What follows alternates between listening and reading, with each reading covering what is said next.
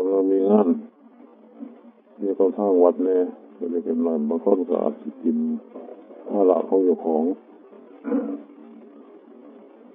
เพราะว่าพวกเราทราบกันดีอยู่แล้วว่าทุกคนเป็นผู้ที่มาเตรียมตัวที่จะประพฤติปฏิบัติฝึกหัดให้ดีในทางกายวาจาและจิตใจให้ถูกต้องตามคำสั่งหรือคำสอนของพระพุทธเจ้าและเป็นอุบายอย่างหนึ่งมันเป็นการมีการบวชเป็นพระเป็นเนรเพื่อให้มีโอกาสได้ประพฤติปฏิบัติอย่างเต็มที่ถ้าหากอยู่ในคฤหัสถ์วิสัยก็เกี่ยวกับการทำอาชีพหลายอย่างไม่มีโอกาสได้ปฏิบัติเป็นแบบเป็นแผนอันนี้สำหรับพวกเขาที่ไม่อยู่อย่างนี้ก็จะมีโอกาสได้ยังเต็มที่ซึ่งแบบมีภาระแน่เลยจะเป็นหน่อยทั้ง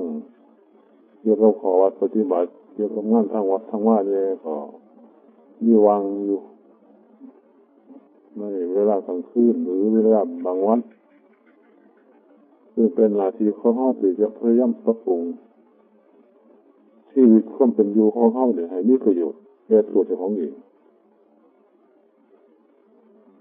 คือเราต้องเล่นถึงข้อมุ่งหมายในการที่มาเกิดเป็นมนุษย์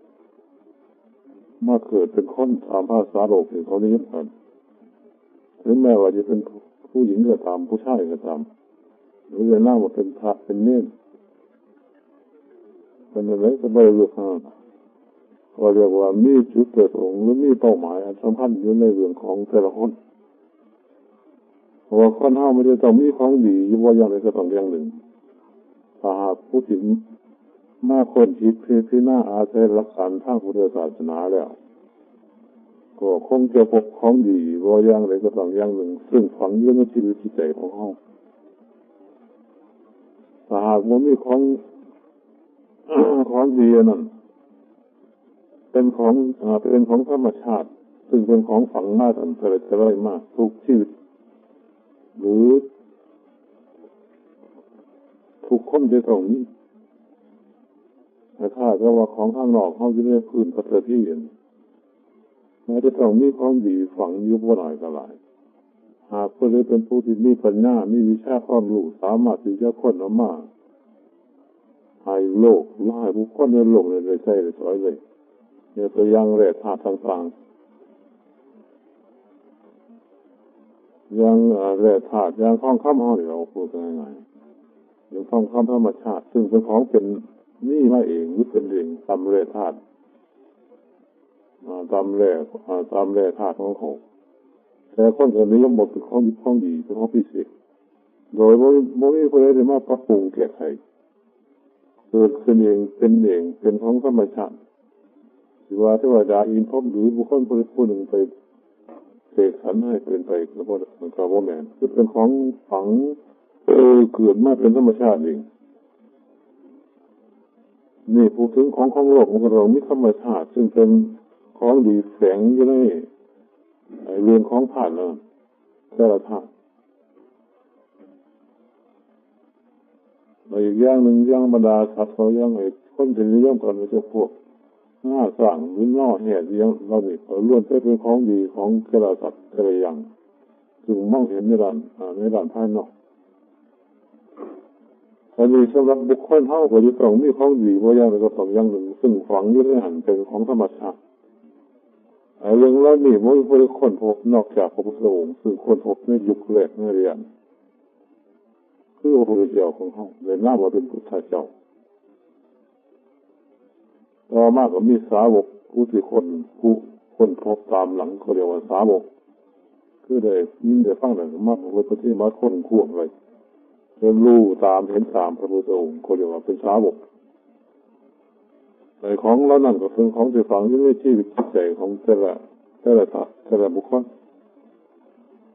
แต่มาดาของเขาพุทธิมาร่วมกันประพฤติปฏิบัติในเรื่องนี้เขาเรียกว่าเป็นของนี่ของธรรมชาติอยู่แล้วแต่สำคัญว่าเฮาคนยังบ่ทันพบหรือพบกันแน่เป็นบางสิ่งบางอย่างนี่เป็นจุดหมายปลายทางหรือเป็นเป้าหมายในชีวิตของเฮาซึ่งแม้ว่าจะเป็นคนชาติหรือภาษาใดก็ตามหรือเป็นคนเทศใดก็ตามก็จะเรียกชาติว่าน่ะ เป็นของนี่ประจำอยู่ทุกผู้ทุกคนว่าจะแก้ยึดเอาแนวทางในการค้นคว้าของพระพุทธองค์คือของพระพุทธเจ้าผู้คนค้นคุบพบไปก่อนเท่าแล้วได้ประกาศว่าเป็นศาสนาธรรมว่างไว้เป็นศาสนามากกว่าปฏิบัติแบบคงเห็นไม่เห็นหลายก็ต้องเห็นหน่อยตามฐานะกำลังในการค้นคว้าหรือในการปฏิบัติอันนี้เป็นเป้าหมายในชีวิตของบุคคลเขาขาดการคนคิดพิจารณาขาดการปฏิบัติแล้วไม่มีทางนักเขาก็ไม่ได้ถือเลื่อยไปทางกรรมเป็นภาษาว่าทิ้งโดยมีการปฏิบัติทิศจากจารีตประเทศนี้ในทางสิ่งธรรมมันยืดรวมกันจะผูกเป็นคนขาดสูงขาดซ้ำนักกระทำตะลุ่งก็เลยกลายเป็นขาดเป็นคนขาดทำหากผมมีสิ่งธรรมเป็นเครื่องฝึกฝนอบรมหรือเป็นแนวทางในการปฏิบัตินี่เพราะว่าพวกเขาคิดเองครับในระยะที่เขามาฝึกฝนอบรมด้วยระยะนี้เป็นโอกาสดีร้ายที่จะพยายามค้นคิดพยายามพิจารณาอยู่ทุกระยะการค้นคิดการพิจารณาการปฏิบัติบ่ได้เรื่องถึงการทำหรือบ่ได้เกี่ยวของกับเรื่องอื่นเรื่องเกี่ยวกับเรื่องขาดเรื่องขันเกี่ยวกับเรื่องของวัดปฏิบัติอันนี้ทุกอย่างก็ต้องกระทำกันอยู่ครับว่าเราจะไปเห็นจ้างเดี่ยวกันโดยไม่ได้เกี่ยวของกับเรื่องอื่นเลยไม่ได้หลังครับคือการกระทำมันอยู่ไม่ได้คัดของกับการคัดขอวัดปฏิบัติไม่ได้คัดของกับอริยบทไม่ได้คัดของกับการเวลาไม่ได้คัดของกับการอยู่การสิ่งการกระทำมันนี่ทำได้ทุกอย่างไม่ได้เรียกขัดขันว่าหนักไม่ได้เรียกกันดูเลยทั้งนั้นแหละคือห้าพยายามจะทำขาดกันไปเลย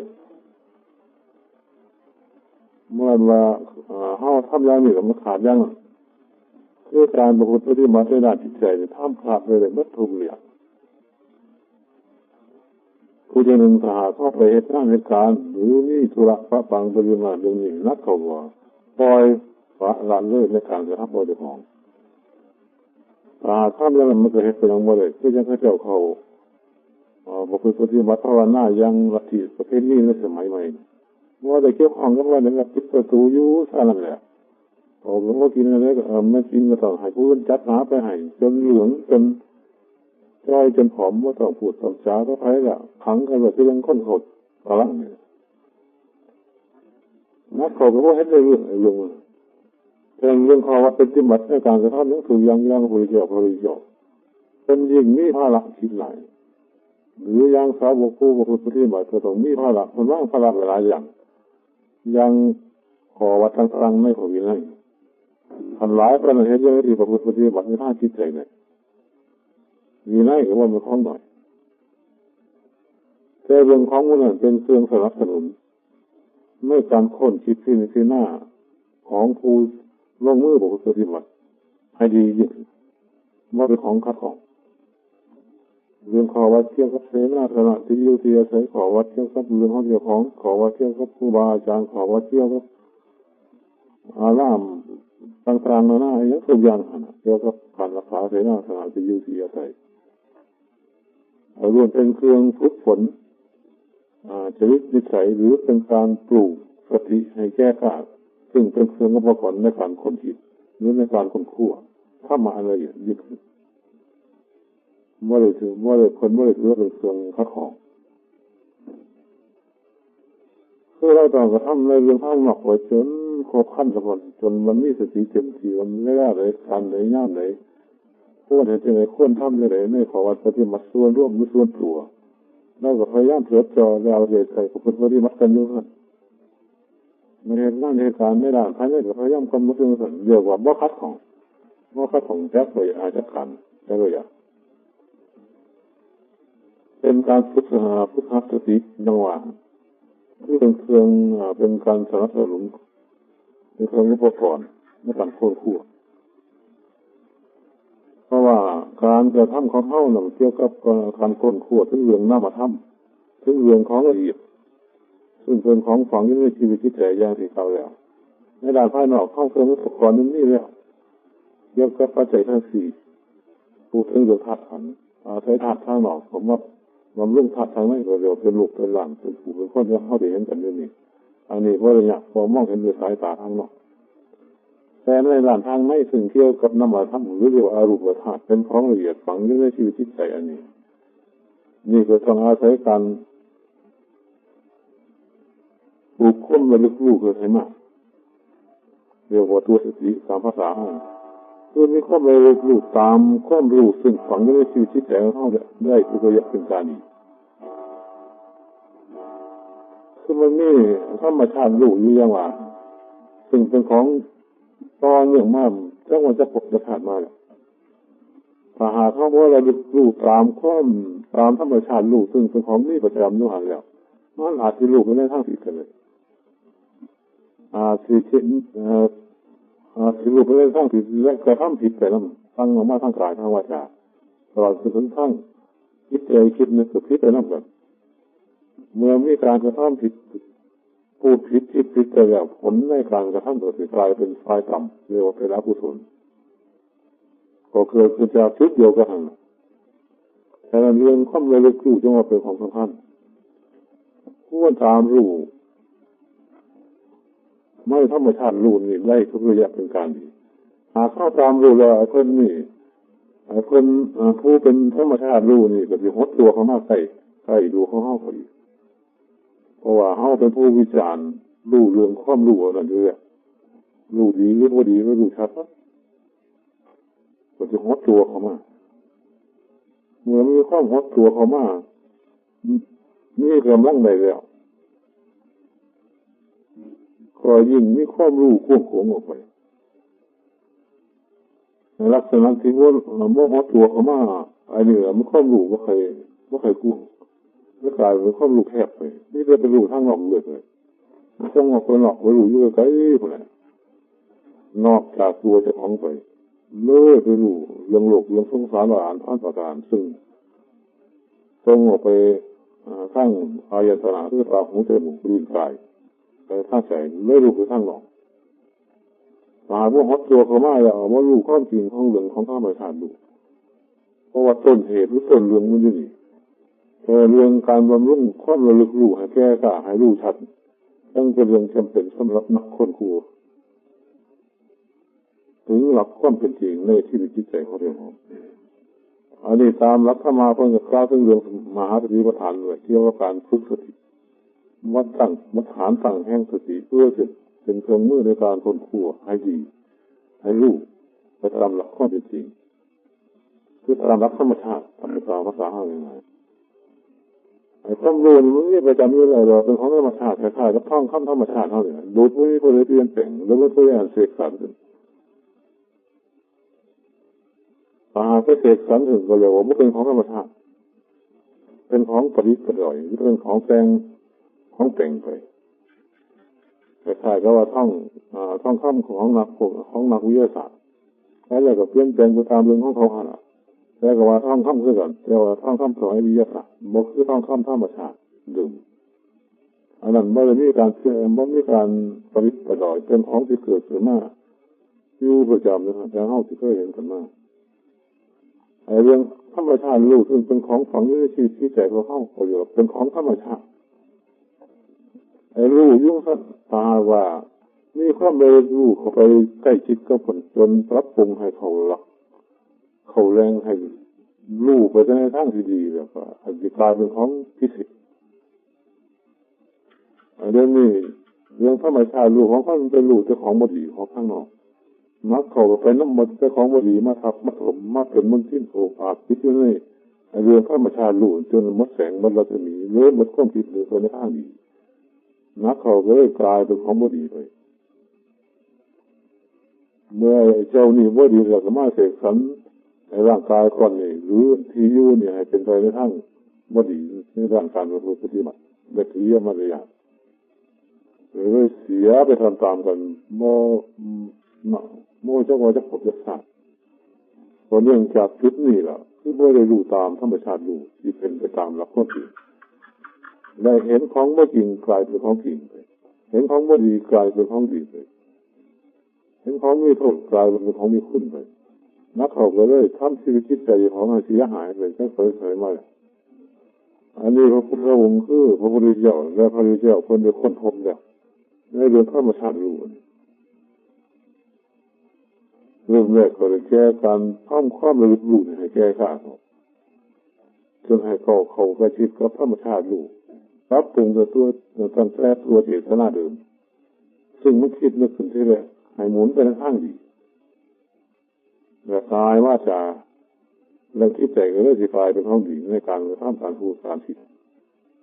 ผลของการกระทำในด้านดีก็เรื่องสิเห็นในห้องดีเรื่อยๆและได้รับผลไปเรื่อยๆจนสนับสนุนการของขั้วนั้นให้ดีขึ้นเป็นเครื่องอุปกรณ์จนบรรดาพวกเข้าพวกสีไม้ในเรียนนี่ก็พยายามค้นก็ไปถึงหลักนี่ให้ฝึกสตินี่ให้มันได้ให้ทำความรู้ครับในตัวเข้าเนี่ยให้ได้คือเป็นการดีในอริยบททั้งสี่วิการไปการมาการนั่งการนอนการเดินการไปใช้มาใช้ทุกอย่างฮะเราต้องการกระทบอารมณ์ต่างๆนานาทั้งดีทั้งไม่ดีเราพยายามรู้ชัดในเรื่องของธรรมชาติรู้ถึงมันรับความรู้จากอายตนะต่างๆส่งเข้าไปในร่างกายนั่นตาเมื่อคิดในด้านไม่ดีห้าก็ปรุงแก้ไขคิดในด้านดีห้าก็พยายามทำรักย่อๆมันไม่ยืนหนึ่งสำหรับพวกห้องผู้ดีเป็นนักคนขั้วเขาเช่นไม่หลักภายนั้นถ้าคือสิ่งเตรียมอุปกรณ์แล้วนี่ว่าอะไรไปเนี่ยไม่ให้ไปพ่อเป็นประเพณีแต่ว่าอุปสรรคหน้ารับประกันซึ่งคนว่าอยากไปหรือว่าอยากเห็นว่าอยากทำในระยะนี้ไม่ได้เอามาให้เขาเห็นด้วยตัวอย่างแล้วมาการว่าท่านประกันเพราะว่ามีหลายอย่างไอ้สิ่งที่ว่าเป็นอุปสรรคหรือสิ่งที่มาขัดขวางหรือสิ่งที่มาปรากฏว่าให้เขาเดินไปสบายสะดวกไม่ขอว่าไม่การกับผู้ปฏิบัติอันนี้ตามภาษาธรรมะพุทธเดียวจะพูดกิเลสถ้าแต่ขันต่ำขันกลางหรือขันสูงมันนี่วะแต่ว่ามันเขาเป็นกิเลสเป็นเครื่องทดสอบในการเดินทางหรือในการกระทำของเขาต่างถือว่าเป็นเครื่องทดสอบกับโมเมนต์แมนเป็นประเทศเลยเข้าผ่านไปแล้วไม่กลายเป็นเครื่องสนับสนุนทำให้เขาเกิดมีขันติมีปัญญาแก้กันถ้ามีเขาที่คนขั้วหรือเดินไปหาธรรมชาติหลุมเพื่อประโยชน์อะไรเพราะเจ้านี่เป็นเจ้าภพเจ้าชาติเป็นตัวที่คิดใจโดยตรงเขาจุดนี้ว่าเลยว่าเสียหายไปในชีวิตคิดใจของเขาหรือในตัวของเขาในการหมุนเวียนเปลี่ยนแปลงอยู่ในภพในภูมิอยู่ในวัฏฏะก็เรียกว่าทั้งหนทางยาวเขาให้ยาวขึ้นไม่มีทางสัตว์เขาไปถึงตัวนี้เลยคือว่าเลยหมุนไปสุดว่าไงเพราะว่าจิตใจมันไม่ดีจุดร่วมมันไม่ดีไม่ได้ไฟดีไม่ได้ไม่ดี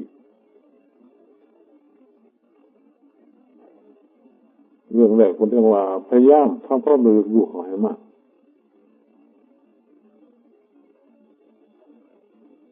ถ้าเขาบอกเขาไปถึงตัวนี้ได้ก็ว่าเป็นตัวศาสนาว่าเห็นศาสนาแล้วว่าเห็นตัวเจ้าของอีกแล้วว่าเห็นความสำคัญในชีวิตจิตใจของมนุษย์ของคนจิตหรือว่าเป็นคนในน้ำของคนจะเกิดมาเพื่อประโยชน์เลยมาเพื่ออยู่เพื่อกินเพื่อเรียนเพื่อมุนเพื่อสรุปให้ห้าอย่างกระดานท่านอย่างกันแต่ความมุ่งหมายคนเกิดขึ้นมาเป็นมนุษย์นี่มันเกิดขึ้นมาได้ยังไงสาบเขาเป็นอย่างโม่ยังเหลือเขาเป็นอย่างนี้หัวจักลักษณะความเป็นจริงวัดตัวเหตุมันอยู่นี่ตัวใหญ่มันเขาต้องแก้จุดนี้เราเป็นของนี้ประจำมาอยู่ในตัวห้องจะเคยทำมาแล้วยังสีฟ้าแบบของคนแต่คนเราไม่เคยคนกบไปหลักนี่ในระยะนี้พวกนักวิทยาศาสตร์ซึ่งเป็นข้อมูลแผนปัจจุบันก็ต้องคนคิดคือหน้ากันอยู่เรื่องว่าแต่เรื่องนอกเขาจะคนกันไปถึงเรื่องพิเศษเลยกุ้งคุ้งเลยไก่อยากจะต่อจนถึงไปถึงดวงจันทร์ไปเหยียบดวงจันทร์เลยเอาหินดวงจันทร์มาพ่นมันก็ยังไงไม่เกินต้องคนไก่แต่ว่าคนคิดถึงเรื่องธรรมชาติโลกนี่ว่าเราจะเรื่องเป็นเรื่องหมดไงเรื่องถ้าหากว่าสิหาเครื่องอื่นมาจาก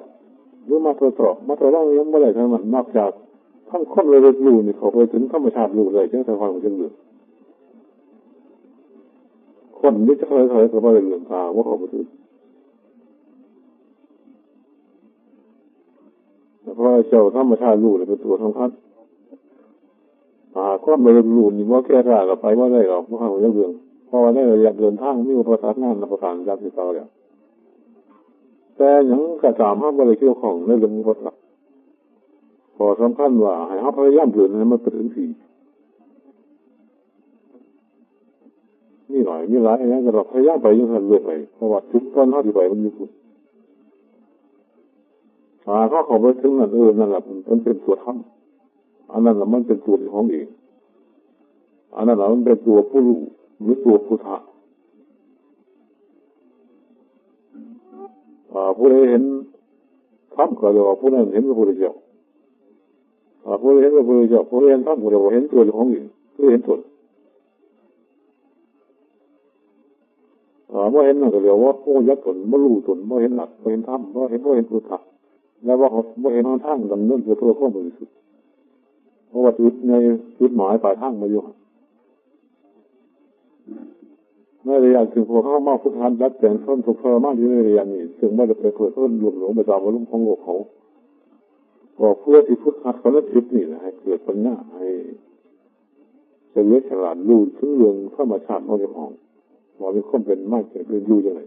แล้วมันจะเป็นไปยังไงรู้ถึงนี่แหละเรื่องนอกไม่เป็นของธรรมชาติหรอกเราจะรู้ถึงเรื่องของธรรมชาติเดิมแต่เรื่องทางนอกหรือมันเป็นไปแล้วนั่นเมื่อนั้นว่ามันเกิดขึ้นไม่หันนี้ความจริงมันเป็นเรื่องของความรู้ทางนอกหรือมันต้องออกไปเอาของมาทับถมตัวของธรรมชาติอยู่ของเขาให้มดแสงมดสมรรถภาพอะไรนะซึ่งห้องเขาเยอะเป็นของดีเขาไปถึงเรื่องของคนที่จะยิงเงินหรือมันก็ยุ่งท่านแล้วไม่ได้เที่ยวของกันเลยเที่ยวมาข้างนอกก็คล้ายๆก็ว่าแสงตะวันเห็นมันก็ไปยุบผ่านภาษาของมันอย่างนั้นมันก็ส่งมาให้โลกมันมีแกงมาตลอดไปเขาที่เหตุให้มันมืดเพราะว่ามันแดดว่ามันเป็นเรื่องของคนที่มาหลังมาอย่างไรหลานท่านยังไปละแต่เรื่องของเขามีอาจจะส่งแสงอยู่ตลอดเวลาอันนี้แท้เลยก็ดีเรื่องของธรรมชาติลูกก็เรียกว่ามีนาทีส่งแสงทำไมสว่างทำไมบริสุทธิ์จุดตลอดไปเรื่องนาทีของเขาแต่ว่าสมบัติเจ้าตัวที่มาทำให้มันบัดแสงบัดรัศมีบัดข้อมสว่างสวยมาเขาก็เลยมีข้อมเห็นผิดเมื่อมีข้อมเห็นผิดก็หาทางเจ้าของผิดของบดีเขามาทับผมเรื่องของก็ยิ่งไปใหญ่อันนี้รักข้ามสอนของพระพุทธเจ้าคนพยายามชี้เข้าไปว่าจุดนี้แหละเพื่ออยากให้มนุษย์ทุกลูกทุกนั่นทุกเหตุผลไว้บริเวณชาติวันให้คนคิดที่ให้คนคิดที่หน้าถึงหลักธรรมชาติเดิมถ้ารู้ถึงจุดนี้แล้วมันก็ไปได้ง่ายๆย่อพระพุทธเจ้ามุจักสำเร็จดีอันนี้บ่ดีบางคนเห็นคนทำอยู่เสมอเพราะเลยเขาถึงจุดนี้ไม่ได้เรื่องไปดีการเหตุการณ์ทำกับมุ่งไปในด้านภายนอกเป็นส่วนใหญ่นักเขาเคยได้เห็นของจริงตายไปเรียกเขาได้พบเขาได้ชาติหรือบรรลุเรื่องเห็นว่านั่นสำหรับพวกห้องผู้ที่พยายามปฏิบัติฝึกหัดตายที่เป็นล่าบุญแล้วว่าหากเขาไปหันแล้วไม่ได้รู้เนื้อที่เสียก็จะอะไรอีกเราไม่เป็นเรื่องใหญ่แล้วคอยบอกกันไปตามระยะเราแล้วขอทำขั้นพยายามทำข้อมูลรู้เขาเนี่ยให้มันข้อสังเกตดังคิดการงานทางนอกของผมจะเรื่องอะไรบ้างเพราะว่าพวกข้อมูลมันจะไม่ยืมกันเขาฝากทำให้มีความเสียบางคนก็ไม่ยืมตัวข้างตัวข้าเสียอย่างเดียวก็สิไปหันมาดิมาเมื่อไปหันมาดิโลกไฟใครคิดเป็นยังไงเบียดเบียนกันมีทุกคนต้องคิดต้องเกยต้องตายโดยของมีประจำอยู่แล้วอาจจะแสดงขึ้นหน้าเป็นยังไงมาจะห้าหัวจัดชุดเป้าหมายมันการปฏิบัติพยายามฝึกหัดออกไปมันเห็นว่าเลยพยายามทำยากแต่มันเห็นว่าเลยว่ามีหรอกเรื่องบ่ได้มันเป็นเรื่องเหตุการณ์ถูกข้างหรือว่าเต็มที่หรือว่าพ่อมีแต่เหตุบ้านได้ขา เหตุการณ์ท่านที่บ่ได้ผลนี่บ่มีหรอกบ่ได้ร้ายก็ต้องไปหน่อยเพราะได้เหตุถูกต้องตามหลักวิธีการของพุทธเรื่องวัฒนาบารมีเรื่องนี้มันต้องเกี่ยวข้องมาเท่านั้นล่ะเอามาเป็นมนุษย์แล้วส่วนว่าเป็นผู้มีคนหลักเดียวเป็นผู้มีวัฒนาเต็มที่ก็สามารถที่จะทำได้ในกิจการทุกอย่างแต่ว่าที่ทำให้ดีให้ว่าบางครั้งหรือให้เบียดนั่นขึ้นอยู่กับวาสนาอยู่และขึ้นอยู่กับความมันก็พยายามแต่จังว่ามีฝากไว้เป็นขอคิดสำหรับบรรดาผู้เข้าสิมากประชุมกันในมือนี่ถ้ากันที่น่าจะเลื่อนนำนับประสบปฏิบัติพุทธะตัวของมึงก็เรื่องไปสู่ความสุขความเจริญ